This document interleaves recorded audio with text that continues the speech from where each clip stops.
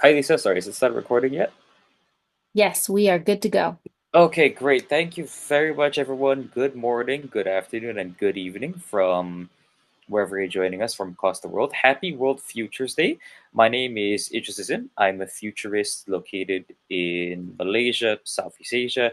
And thanks very much for being interested in joining our session today on the future of values, a conversation with Malaysia's next generation foresight practitioners, young voices winners of 2024. In general, this topic on the futures of values is something that I see being very personally important to me, and I do hope to be able to get some audience participation for everyone today as we collectively discuss, brainstorm, and debate on what I believe are going to be some of the values that are going to drive and shape the world moving forward. Especially, I've included a couple of areas where we can discuss things like wildcards, and at the same time, I'll also be taking special attention today to focus on getting some insights about the futures of values from some of the youths who will one day be responsible for shaping and changing our worlds. Our world, Miss Elsa Sio Jasin, who was the Malaysian Next Generation Foresight Practitioner runner-up winner for last year. So I'll jump straight into the agenda on how we're going to cover things today. So for the first 5 minutes, I'm just going to take some time to do a bit of opening remarks and introduction of panelists, which we've already been doing. So I'll just take a minute to introduce everyone who's joined us today. And then after that, we'll then give the floor to Elsa, who will be delivering her speech on sharing a bit more about her experience and how her personal values and journey shaped her submission for NGFP YV 2024. Following that, that will lead to our discussion on the future of values for youths, where I'll pose a couple of questions, where I'll ask a couple of youths in the call about their opinions on these values and how they're going to change. And for myself and Scott, as more senior futures oriented individuals with experience in foresight and future studies, that will then give us an opportunity to then discuss and perhaps share a bit more insights from our side on what we see on what's going on in the future space, key driving forces, mega trends. And of course, I'll explain all these terms that I'm using a bit later in the session. After that, we'll then do a bit of closing remarks where I'll summarize everything we've discussed today and what everyone here collectively agrees upon, how that will then proceed to shape or could proceed to shape potential futures for us as a whole planet together. So, without further ado, let me just jump straight into the session's moderators. I just want to check, do we have Jezreel and Rathna in the chat with us today?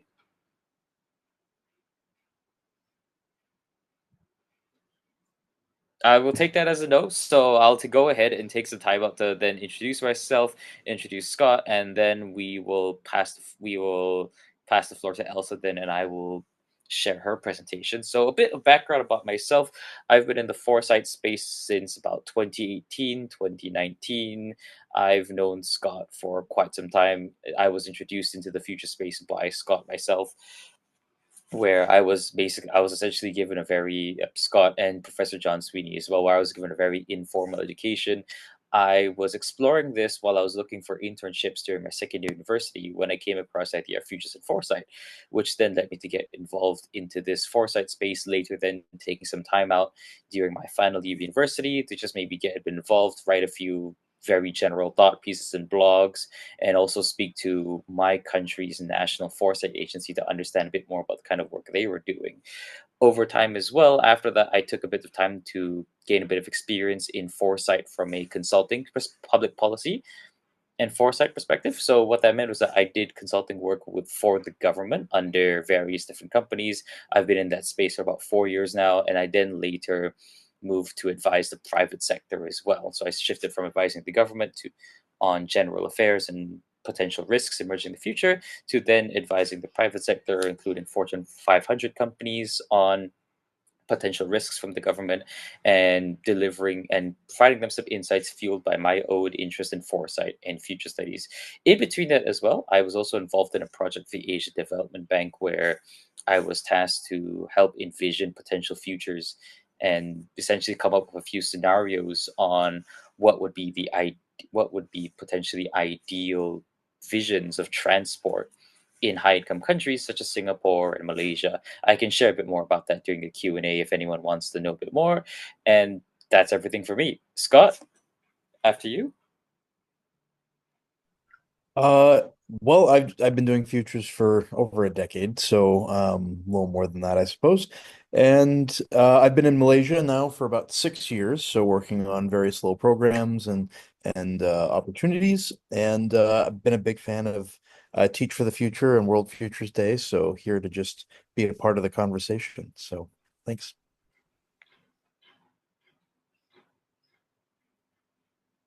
All right, just check. Do we have any word on Jezreel and Ratna so far?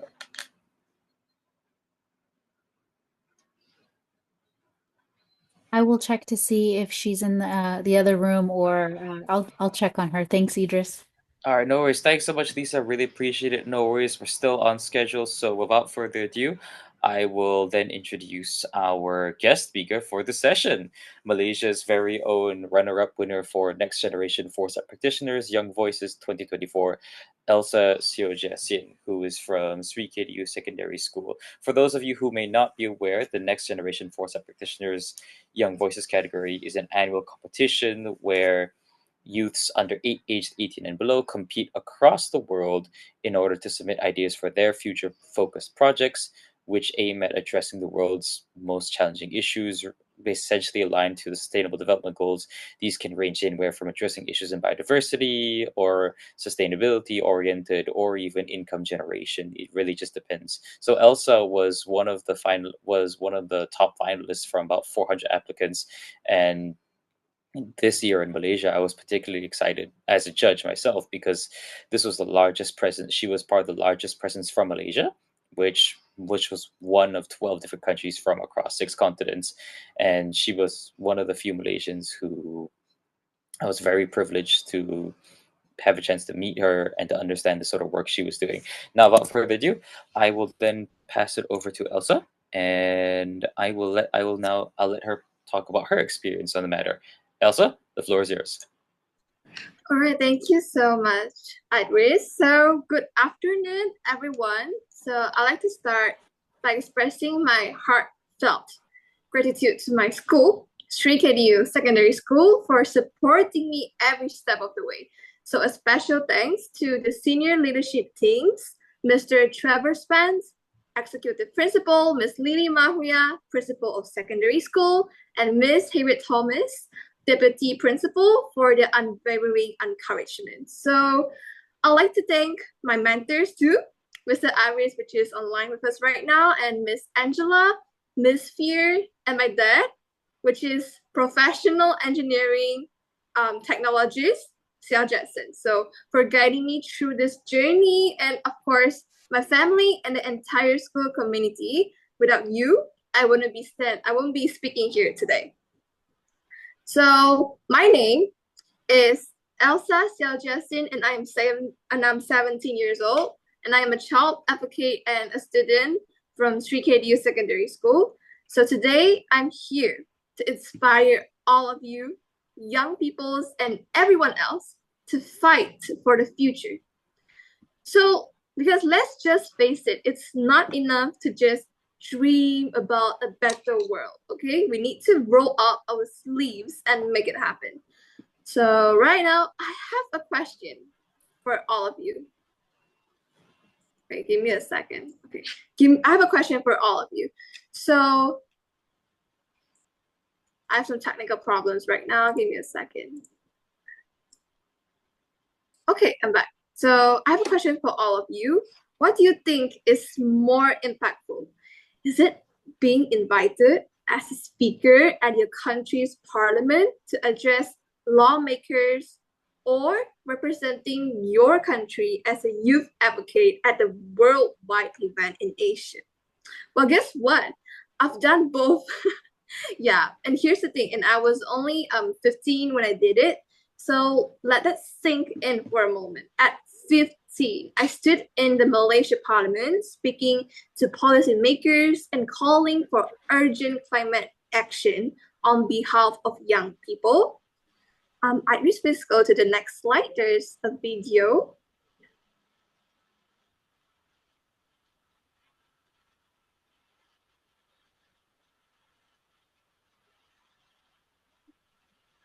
Oh, I believe there's some. Sorry, can you guys hear the audio? Yeah. I can hear it on my side. No. I can't hear it actually. All right, hold on. Sorry, I don't think my Zoom is enabled to share the audio, unfortunately. But long story short, what I can describe here for the audience who can't hear is that Elsa is speaking right now at a UNICEF at UNICEF World Children's Day at 2023 at Parliament Malaysia, advocating for us to enhance our climate change laws.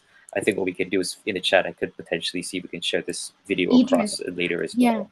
Idris, Yes, Lisa. just in case, technical difficulties, just in case, you can stop sharing your screen and then start sharing again and check to see if there's an audio sharing option that you have to check yeah, at the same time of sharing your screen, there's like a share audio as well. Check to see if you have that option. I do not have that option, unfortunately. No, it doesn't seem to allow me to share that, which is very unfortunate. I'm so sorry about that, Elsa.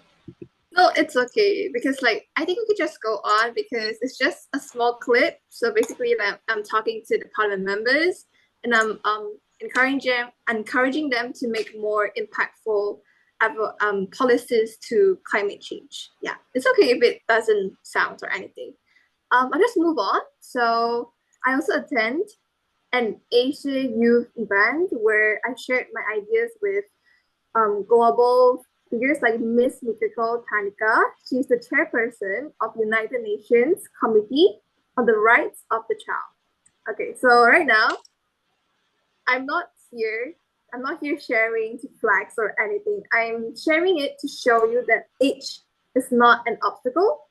If a 15 years old children can stand in front of lawmakers and make a case for change, imagine what adults can achieve and imagine what you can achieve.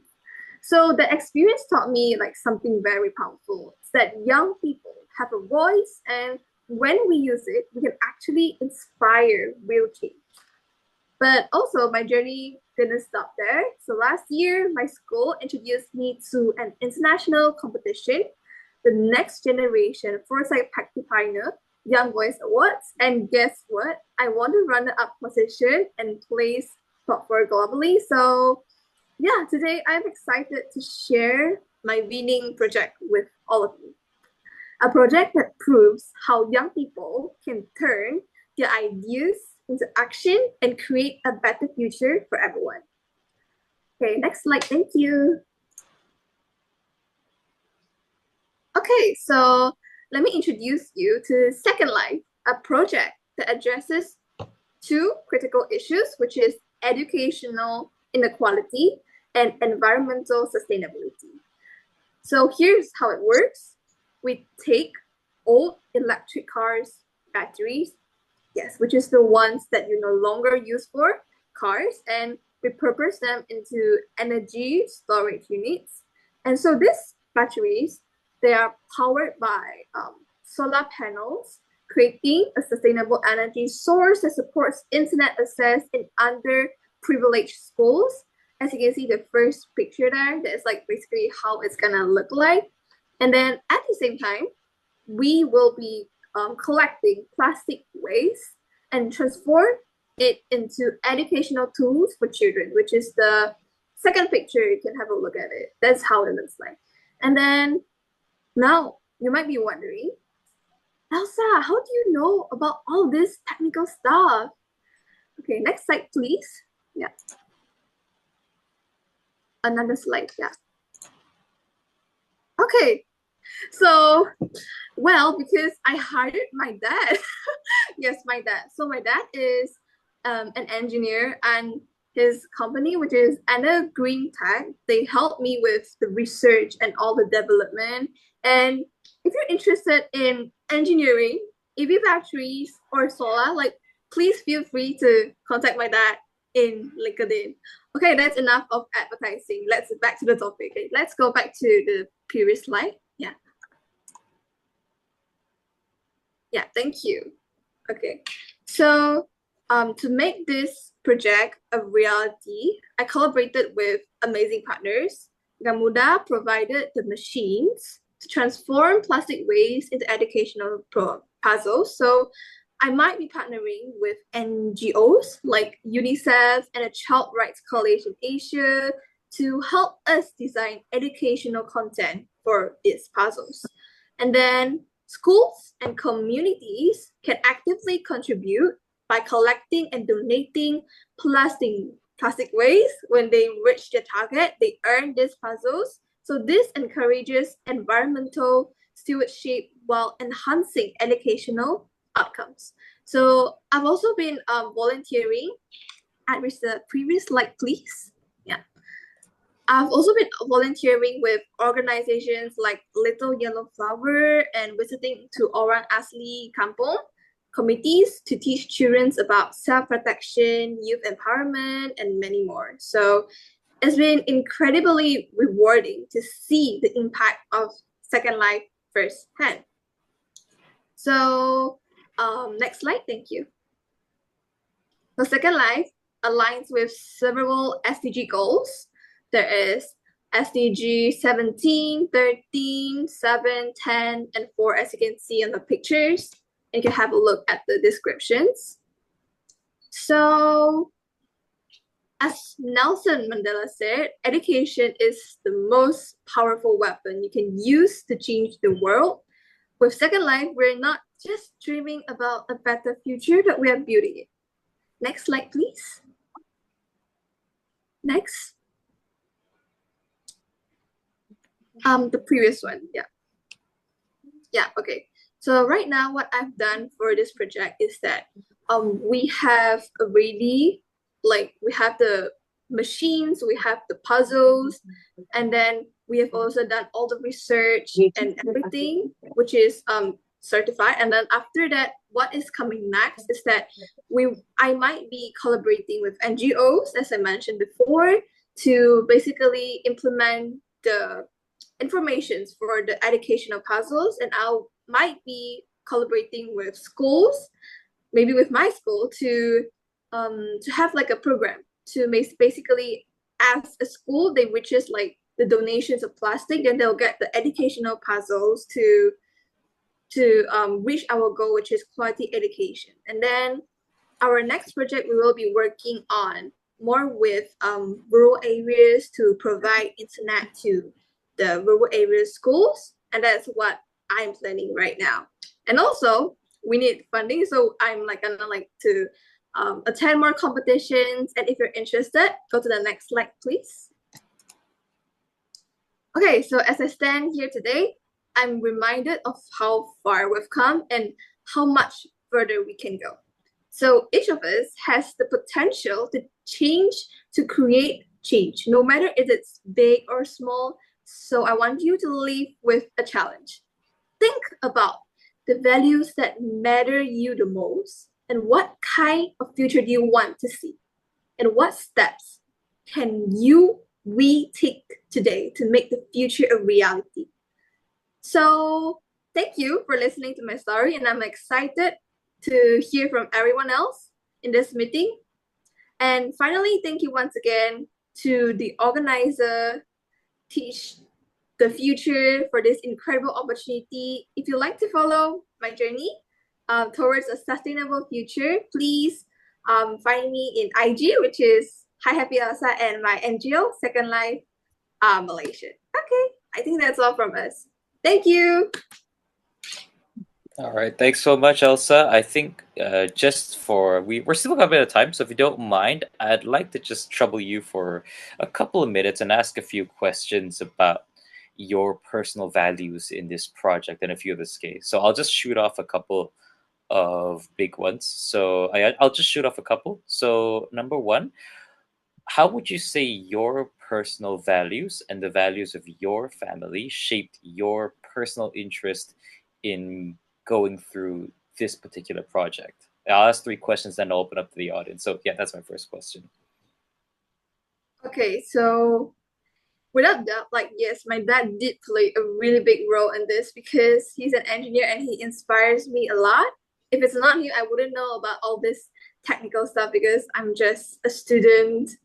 So yeah, my family really encouraged me and guided me through this journey, especially my mom. My mom helps me with all of the ideas, while my dad helps with the technical stuff. So I'm pretty happy and pretty grateful for this award, and I'm pretty thankful, of course, definitely for, because Teach the Future, they organized this competition. They let all the children around the world to know that they actually have a voice and that children are not gullible. We actually have a voice and we can actually make an impact to the world. So I'm really grateful for everything that happens towards me, and I'm gonna try this year more. Yeah, thanks. That's wonderful. That's wonderful. Thank you very much for sharing that. All right, here's the second one. I hope this is going to be a bit more challenging. Second question: do you feel that Malaysia is trending towards, moving towards a future where other children from across the country are going to be able to get more access to this sort of knowledge from their family? So yeah, that's a yes or no. And if it's a, and in both cases, are you okay to possibly explain what you think could be something that the government could potentially do to encourage their parents to get their children more, to share their knowledge down to their children? So what we're seeing here, I think, from a futures perspective, is that the family unit in your case is playing a very big role in influencing, and sort of its family plays a large role in terms of values in influencing the growth and career trajectory of individuals. So what we can see is that I think it'd be okay to hazard a guess that those family units will become more essential over the next 20 years, especially in an age where there's access to so much information. So yeah, your thoughts on that? Do you think we're moving to a future where parents are going to be able to pass more of their technical knowledge down to the children, or not? And if not, how do you think we could move to that future? All right. Yes, I do agree that parents play a big role to like educate their child, to let them know about all this technical stuff and all those. But I believe individually the children, they also play a big part in it, because I, like I mentioned, I'm gonna like share your story. So when my school introduced me about this competition, like they went to all the classes, and then like not many of them participated. So but I went to it. So what I want to say is that actually the one that really affects the individual is themselves, because they're the one that really put the initiative to it. Now, of course, family plays a part of it, but I believe that individuals are the ones that can affect the most. So you asked me like, how can government be like to encourage family, no, parents to basically teach the children? So I would say is that I believe every parents, they have their own parenting techniques. They have their own way to teach their children. So what can the government do is basically to just encourage parents, but not to fully control them. Is to just encourage that parents should spend more time with their children to talk about their careers, so that the child can be more impacted by their ambitions, by their jobs, to talk more to their childrens and all. Yeah, I'm not really sure about the government part, but all I can think of is to just encourage their childrens, encourage parents to spend more time with their childrens, and yeah, that's all for me. All right, thanks, Elsa. One more tough question, and then I'm going to open it up to the audience. So, based on everything you've told me, it sounds like your parents were able to teach you a lot of things that your school didn't teach you. Now, based on this, I want to ask you, do you think that in the next 5 and 20 years, what they're teaching you in school is enough to get people by into good jobs, or do you think that significant change and reform is required in school systems in what they teach? If you're okay to share on what those changes are, feel free to as well. Okay, wait, let me have a think. Let me like, okay, so what you asked me is that wait, sorry, I don't really understand the question, but No what I worries. know So, is that, okay, wait, I beg your pardon. Do you mind like repeating it again? sure, Thanks. I'll repeat the question. So the question is, do you think that what schools are teaching now in the current environments is enough? And do you think, and if there is any change that is significantly needed, what are those changes? Okay, so what the school taught all the children, is it enough or not? I believe there is no standard for it. I couldn't say, okay, yes, it is so enough. Like we don't need to learn anything else. Or I couldn't say no. It's like in the middle. It depends on each school and it depends on each of the system. I couldn't say a direct answer to you. Is it yes or no?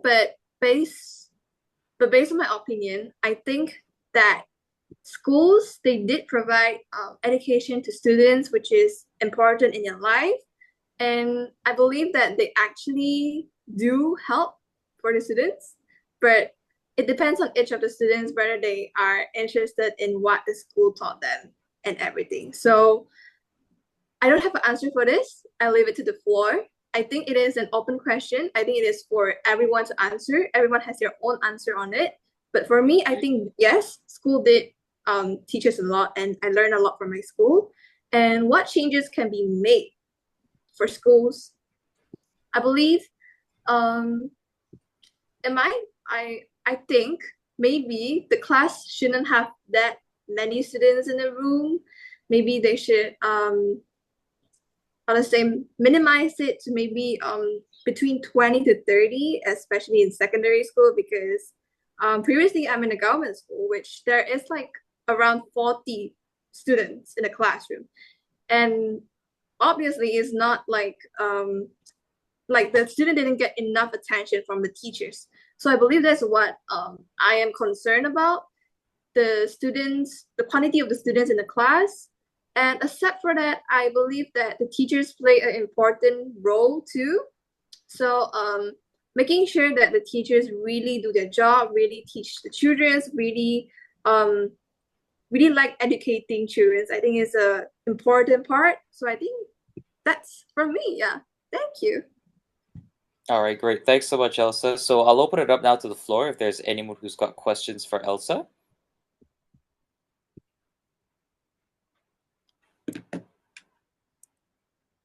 If there's anyone who has a question for Elsa, you can unmute your mic immediately or just raise your hand as well. Either approach is fine. I see that there's someone commenting in the meeting chat that there's 166 students in a class here.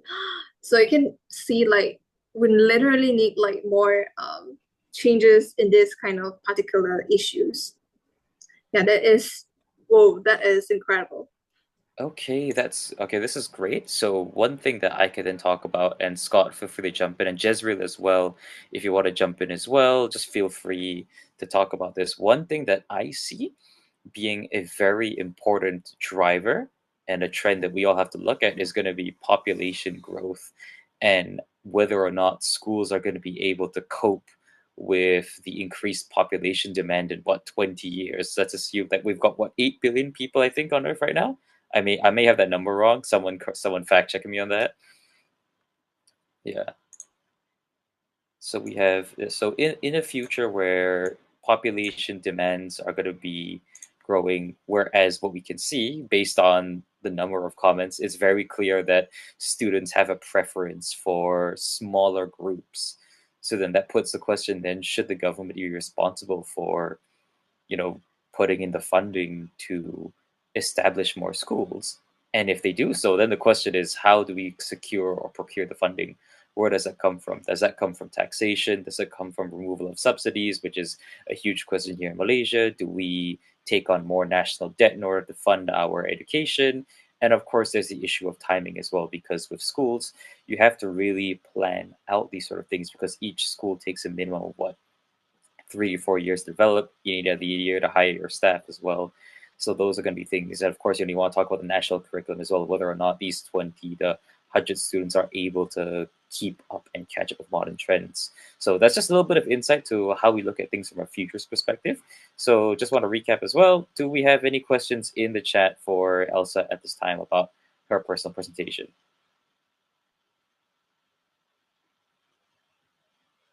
Raise your hand or unmute if you will be asking questions. No questions. Okay, great. In that case, let's then move on to the next part of our future of values, where we move into discussion. So this is where we're gonna jump in a little bit. And audience, I do expect you guys to participate a little bit. Whoops, sorry about the technical difficulty, but yeah, this is where I will expect you guys to jump in as well. So, as part of this panel discussion, we'll be going through a couple of topics on several potential values and things that I've chosen, which I will then be talking to with the young people in this group. I will extend these questions that you see here to Elsa, as well as to the other youths in this chat as well, and to the other futures as well. Please feel free to chime in on what you think your insights are. So let's talk about why these values are important, right? Yes, values are the driving force behind emerging future trends, and they also serve as an impactful force which creates new positive futures. As we've already seen from this one conversation with Elsa alone, it's clear that the family unit and and family values, especially when it comes to the interest in sharing that knowledge, are going to be an amazing driving force for moving change. So, which means for all parents here, you know, there are the futures that you create for your children will be highly dependent on the knowledge that you share with them as well, because it helps them adapt to environments beyond the school environment as well. And one other area I want to just take a bit of a step to talk about values here as well is because let's talk about emerging future trends, right? Future trends of technology, values, and how people observe and interpret things will change how they use technology. It also changes the sort of technology, it will also influence the sort of technology that is developed, especially in this sort of case. We already see from schools the value of families in sharing, passing down knowledge to their children outside of school environments, inspires their own children to take action as well. So therefore, if we want to create more positive futures, we should be like Elsa's parents. So let's move on to the first part of this discussion on future values, which is going to be free speech. Sorry, is Rathna and Jezreel here yet? Rosna Yes, I has, am. oh, yes. Yes. All right, no worries. Sorry, who's here? Rosna. Ratna, I'm here. All right, hi Rathna. Thank you for joining. Hello. Here Nice as to well. meet you. Hi, Rathna, Jezreel. So thank you for joining us. Could you take a minute to just introduce yourselves to our audience, please? I'll go first. My name's Ratna. I'm 14. I'm also from Malaysia. I'm from Penang, but currently I'm studying in Singapore. And I was a participant in the World Futures Day last year, and I'm lucky enough to be back as a facilitator this year. All right, thanks so much for joining us, Rathna. Jezreel, feel free to introduce yourself as well. Good day, everyone. I am Jezreel from the Philippines. Currently, I am connected with the Northwestern University's UNESCO Chair on Anticipatory Governance and Regenerative Cities. So I am currently a a instructor, a teacher for the Futures Thinking subject offered here at Northwestern University. All right, thank you. All right, thank you both so much for joining us. And no worries, just to give you a recap of where we are right now, we're just discussing on the future of values. This is meant to be a panel discussion, including Elsa, where essentially we start off by asking the youth certain questions based around certain themes, which I've chosen due to, I think, emerging current trends, especially when you're looking at what's been going on in the world over the past few months. I'm just asking the youth here on their perception on these values on free speech, food, trust, and scientists, because their personal preferences will ultimately impact what those developing trends are. So for the futurists in this group, you guys feel free to chime in on what you see happening in these spaces that I've mentioned, and if you have any opinions as well that you want to share, please feel free to. So let's start with free speech. So Elsa and Rathna, first question: do you both believe governments and companies, private sector companies, are doing enough to protect free speech?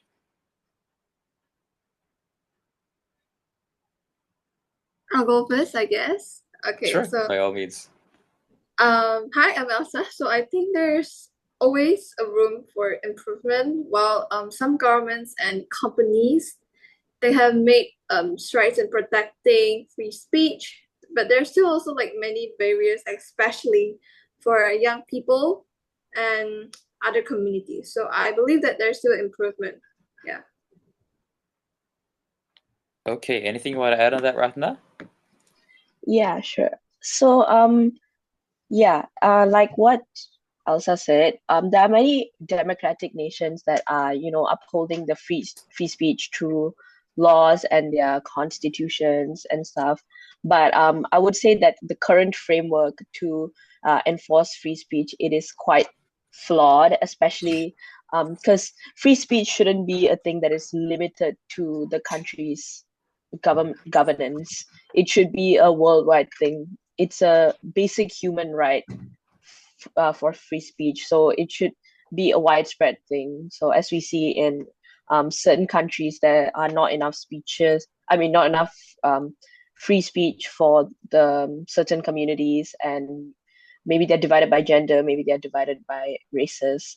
And I believe that that shouldn't happen. So overall, while there are progress in certain regions, many governments are still not doing enough to protect the free speech. All right, thank you very much. So one reason why I wanted to float free speech as a topic of discussion today, and Scott and Jezreel, feel free to just let me know if you think this is right or wrong, if there's any of the angles we should be considering, is because what we see over the past couple of months, especially, is that the private sector has become much more openly restrictive in free speech and in pursuing its own ideology. And for me, this is sets an especially dangerous precedent, especially because a lot of these, I mean, frankly speaking, a lot of the platforms that we rely on for these free speech and things like that, a lot of these are all owned in states where there's a large amount, in countries where there's a large amount of control and influence. I mean, just to put it out there, the United States and China essentially are responsible for controlling the majority of platforms that use of free speech, right? After all, you have TikTok, you've got Twitter, Facebook, and of course you have the press. Yeah, the press, and globally speaking, frankly speaking, we operate in a world where English acts as our lingua franca, and the majority of predominant English speaking, English language news forms are all in these Western countries, where we do see that slide towards restricting free speech, restricting criticisms, especially of the private sector, and in some cases of the government as well. And we have seen cases where the private sector has acted on behalf of the governments at their request in order to take down certain contents. But at the same time as well, that also leads to the second question, as whether you feel your personal rights to speak out against any general issues and challenges you face in life are sufficient. Do you feel that you want more freedom to be able to talk about these sort of issues, to raise issues on the platform that you think the government isn't doing enough, or for example, you think that certain communities aren't doing enough either?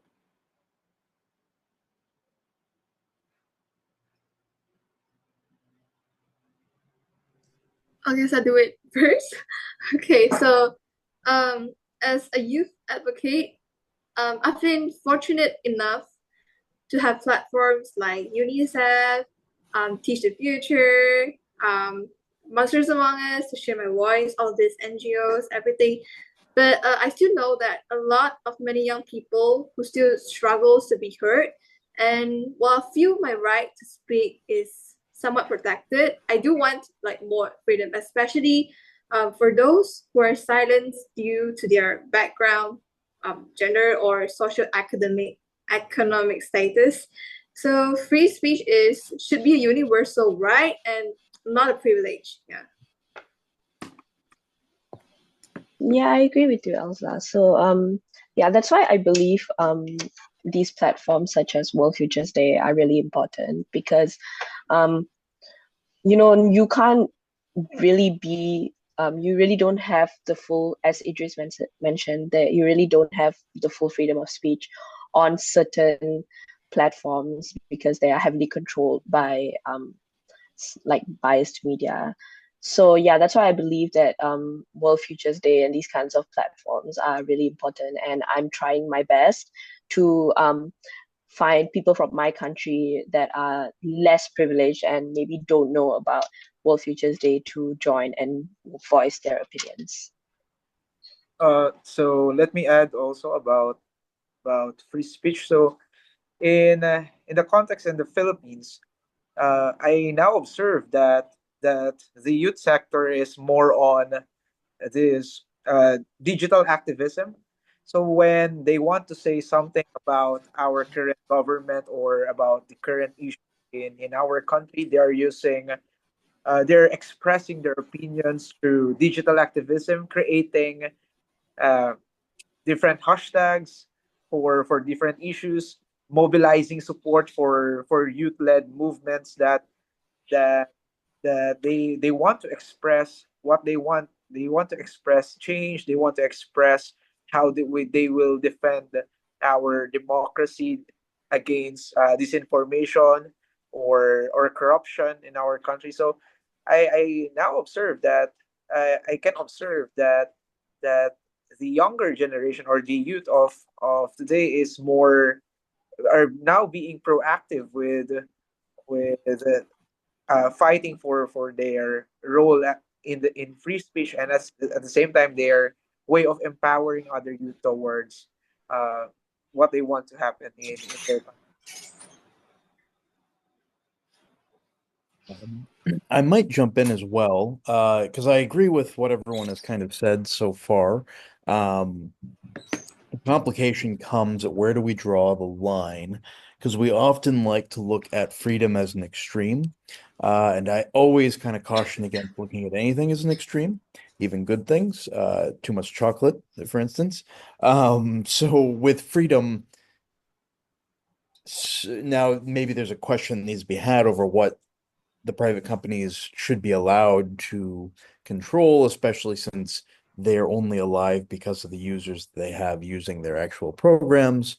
But then the argument can also be made, well, if the government is housing you and allowing you to run your platform, maybe they should be allowed to have some say in what sort of content is going out.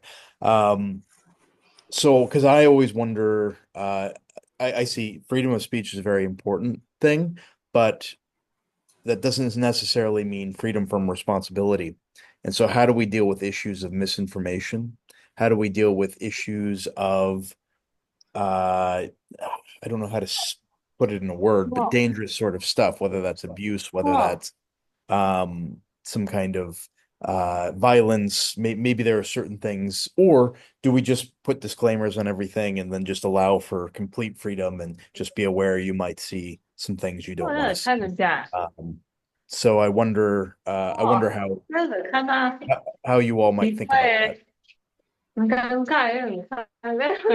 Great. Sorry, I think there might be one other conversation going on in the background. Let me just have a look at the. Okay, no worries. All right, we're all good. Sorry, we have a question from Hajra. I see a hand raised. Yeah. Can you hear me? Yes, we can hear you loud and clear. Carry on. Okay, good. I don't have a question. I just had a comment to make on free speech. So, a little bit of background. I am from Pakistan.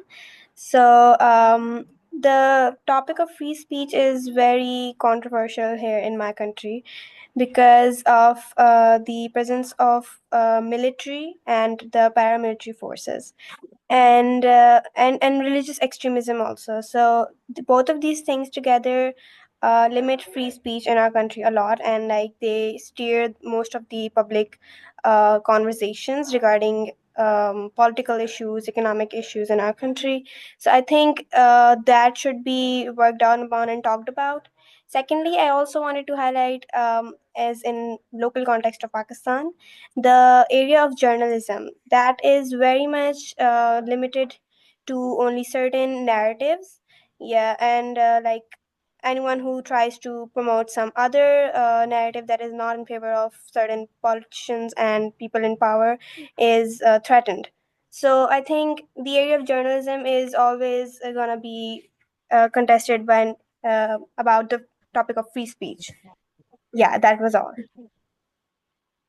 All right, thanks so much. I know we have about 10 minutes left in this discussion, but I feel like we've just hit such a nice point on this discussion of free speech. So I think I might just want to take one more comment on this free speech part and skip that question on the question from the audience unless anyone has any questions before we move on to the others. So one thing I just want to recap on free speech to give a bit of Malaysian context. The government here has been passing certain bills, such as introducing a social media license for social media companies to operate specifically so that it can hold companies accountable for in order to regulate their platforms, especially because I think in some cases as well, what we saw within the United States and the United Kingdom as well, I think to some extent, and the wider parts of Europe, we saw the advent of social media also lead to a rise in right-wing nationalism. And that just, and of course, there's many things you could talk about there, but that leads a question as well. What we do see here are two trends ultimately. There's a trend that I think it's safe to say that a lot of the young grassroots movements who feel that there needs to be more done around the world feel that their capacity to be able to organize, comment, and raise issues is being limited despite the advent of social media. And what we do see at the broader picture as well is that there are these conversations about regulations and whether too much free speech is a good thing. And what we also see is that certain companies and certain actors have also used free speech to their advantage as well. So ultimately, what we do see, so in short, there is a need for us to find ways in order to reach more equitable futures. There has to be ways in order to ensure that more equitable and more inclusive narratives are able to be reached, and in order to be able to ensure that we also get more what's the word in order to ensure that we get more transparent government as well, there has to be certain platforms on this. So from a futures perspective, these moving forces will eventually result in some form of new methods of potential organization or criticism of government, or raising awareness about the need for reform in new ways. And it'll be most likely happening during Rathna and Elsa's generation within the universities and the schools that you go to. So do keep an eye out. It should be a very interesting space once someone eventually finds ways to get past certain TikTok or Facebook platforms and organize and raise issues up. I mean, what we've seen as well in Malaysia, a $1 million scandal was exposed that resulted in the ending of a career of a local politician by a 50 ringgit pen from Shopee, who recorded an entire conversation where this person was talking about getting tribute and kickbacks nonstop. And that was something that that was very interesting for some time. So I think that's all I want to say about that. I think right now we maybe have space for perhaps one more. So I will let Elsa as our guest speaker today. I'll let you choose. There's a couple of topics: trust in scientists, food, future of work, future of lifestyle, or future of environmental care. Which of these areas of values would the panel be interested in discussing? Or even more importantly, which area would our audience be interested in discussing as well? I have a suggestion. For the part for work, do you feel, wait, let me see. Is it down there? Wait. Yeah, future Yeah, work. here. So the future of work is here on this. All right, we're doing future of work. Sounds great. Any objections to future of work? I'm really interested in do you feel as if AI will replace those jobs in the next 20 or so years? Yes. So this I think is that's quite a big issue. Yeah. All right, that's a great question. So Rathna and Elsa first, and anyone else who wants to comment, please feel free to do so. This is a two-parter. One, what jobs are you interested in pursuing in the future when you guys are 24, you finish your degree and whatever not, and do you feel as if AI will replace those jobs within the next 20 or so years? I guess I'll start first. So, because I'm currently taking a full science stream, so I really wanted to work as either an engineer, because my dad inspires me a lot. So yeah, I'm thinking to be an engineer. And there's also like how to say, I have like some doubts. Actually, I also like doing arts and stuff, but like it's just that I'm scared that if you're doing arts, like maybe like AI, they will replace it, because like maybe they can do like animations and all those, which maybe like if you are an actor, which might be replaced. So I'm thinking like if it's jobs like engineering, I don't think AI can replace them, because engineering, like, they need to like have certain knowledge and also understanding about the industry they're going. For example, electrical engineering, chemical engineering, and all those. So I don't think AI can replace engineering, but for other jobs, like example, I don't know, maybe actors or singers, they can already like make their own lyrics, make their own song. So that is quite a big issue right now. So that also affects me a lot, because I don't know like what to do, and like I'm scared that my job might be replaced by AI. So yeah, that's all from me. All right, Ravna, your turn. Okay, so especially in today's day and age, okay, so first question, I would like to be a lawyer.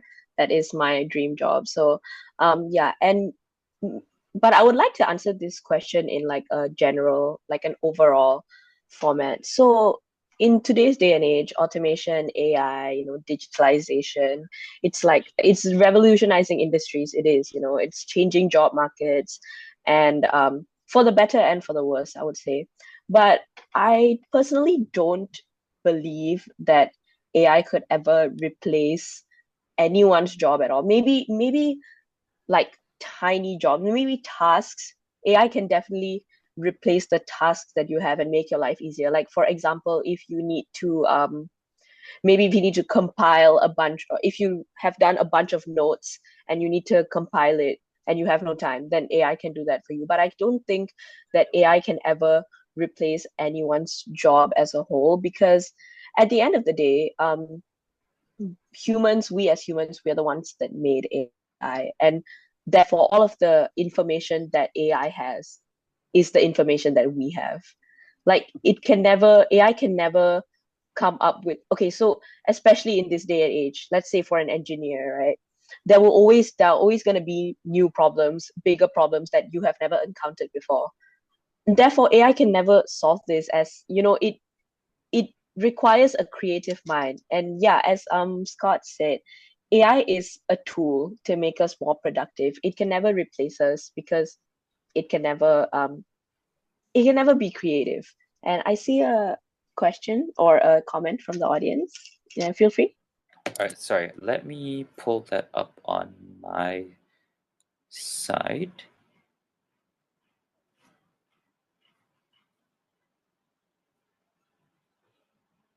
I think that was Scott's comment. Unless, sorry, that's Hydra as well. Yes, Hydra. Hydra, after you. Yeah. So what I would like to say is that as a social sciences student, I aspire to be a policymaker and an advocate for social change. So I think the job of a policymaker can never be replaced by AI, of course, because policies are supposed to be community based, and AI can never know what is going on ground unless AI goes there and captures the raw experiences of people. And policies are should be centered, people centered. So AI cannot replace that, because of all the reasons, but it can transform these roles of policymakers. Like it can help, as Scott said, it is a tool for all the jobs. So it can help us analyze large data sets and all, but it cannot replace such roles as policy analysts and policymakers. Thank you. All right, And thanks so much. sorry, if I might add like a very last tiny comment on Hajra. And yeah, as she said, a policymaker and law, another question that comes in is the question of ethics. And as I said, AI does not have any new information that we do not give. So let's say there's this, okay, ChatGPT, for example, the maker is who teaches it. So if it can never replace a law or a policy making job, because the ethics are going to be heavily biased and flawed based on the person. God and biased. All right, thanks so much for all your comments. We've got about 2 minutes, so I'll tap it off with one closing statement. I'll share a bit of some insights I see from what's going on in the future. So a couple things that I think, I was just in a session earlier where someone mentioned quantum chip processors, I think, and of course it's come up in the news that it's also becoming more companies have already started producing them. And naturally, of course, it's Microsoft and Amazon, and that means those companies are looking to use them in projects that require a lot of processing power, such as artificial intelligence, which already takes an enormous amount of power, as is in terms from computing power from data centers and whatnot. So, last question I'm going to pose to you, the last one we have. In a scenario where AI has access to a massive amount of processing power from quantum processing and is able to accurately replicate creativity, do you think 50% of all our jobs is still going to be safe? Though that's a question I want to pose, and that's a scenario that I think I want to see. Also, an angle to consider that, you mentioned ethics and things like that. There's another large community question on, yes, we're using AI for free, but what happens when the companies that use and pay millions for artificial intelligence suddenly realize they don't need as many humans as they used to, which is where this whole question of job theft comes in. And, we already see there's a lot of anxiety in the creative space as well. So, all right. Thank you very much, everyone, for joining our session. Hope you enjoyed our discussions. Rathna, Elsa, Scott, Jezreel, thank you so much for joining us. Thanks again.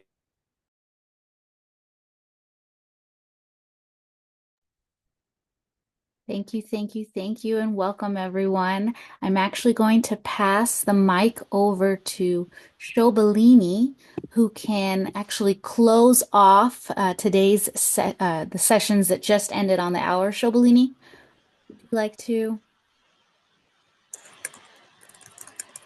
Yeah, hi everyone. So as we wrap up this inspiring session, like I was everything I think many things clicked while I was listening to those insightful uh, things. Thank you all for being part of World Futures Day Young Voices 2025. Your perspectives and participation have made this conversation truly meaningful, but this journey doesn't end here. New facilitators and fresh conversations begin at the top of each hour, and we love you for stay and continue exploring future possibilities with us. And quick announcements: Teach the Future alongside our found Young Voices Council member who curated our first exclusive FutureWise intro on Futures Literacy Fundamentals online course for ages 20 and up recommended. Pre-registration is now open. To receive your certificate of participation, please fill out our survey that I'll share in the chat box now. Give me some time. Okay, we have the links and some links in the chat box now.